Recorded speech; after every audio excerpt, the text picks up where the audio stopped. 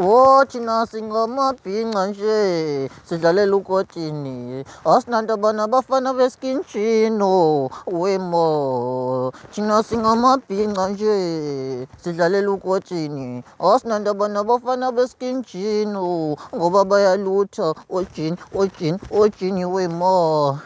Sanibonani bakwethu, igama lami ngu-King Nuba njengoba ningazi.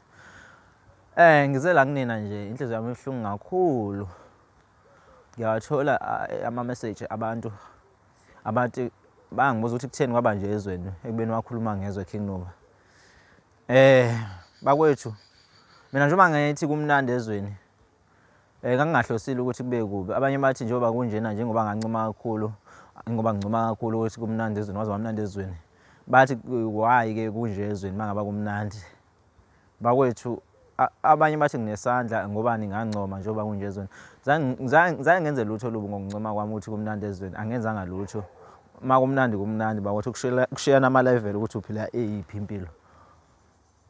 Bakwethu, kwakuyisiprofetho lesi mangithi waze wamnandi ezweni, sokuthi kuzoba nje ezweni. Mangithi ezweni bakwethu, angaqondile ukuthi kuzoba nje, kwakuyisiprofetho nami sesengifikele nje.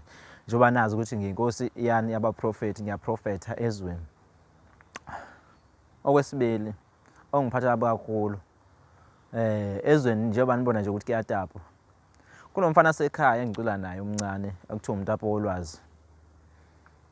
Kusho ukuthi abantu bangibuza ukuthi why kwaba khona umtapo wolwazi ekhaya bese ngatwapha ezweni.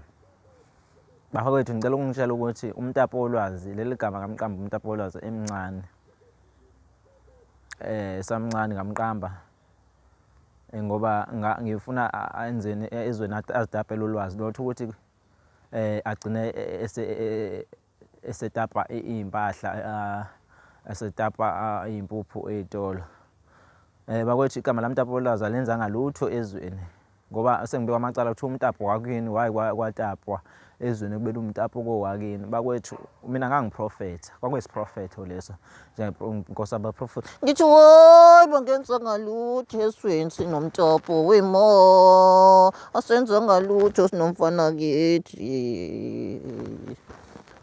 Bakwethu, njengoba kunje ezweni, angathi umhlaba uyagoqwa-ke manje.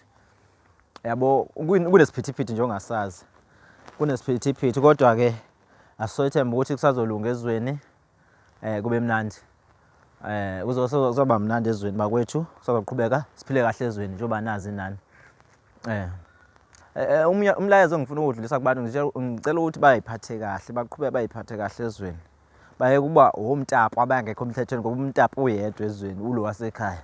Abayeke bakwethu. Ngobani? Mina angizange ngitape soloko ngiy'hlalele la ekhaya nje.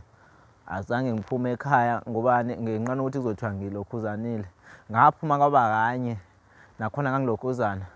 Ngangizwa umsindo la ngaphandle, ngazi ukuthi yini le yangishala, ngaphaphama ngathi sengisesitolo. Esitolo angazi ukuthi lela bhlukwe ngalibamba kanjani, izinto zabathakathi. Ngaphaphama sengiphethe ibhlukwe futhi ngalishiya lapho-ke ngoba angangazi ukuthi kwenzakalani. Ukuphaphama kwami ngisesitolo mangiqhubeka, mangithi ngisesitolweni sokudla, ngabona sekukhona ngibamba impuphu kanje, ngingazi ukuthi kwenzeke kanjani. Ngalokhuzana nayo ngayishiya lapho-ke.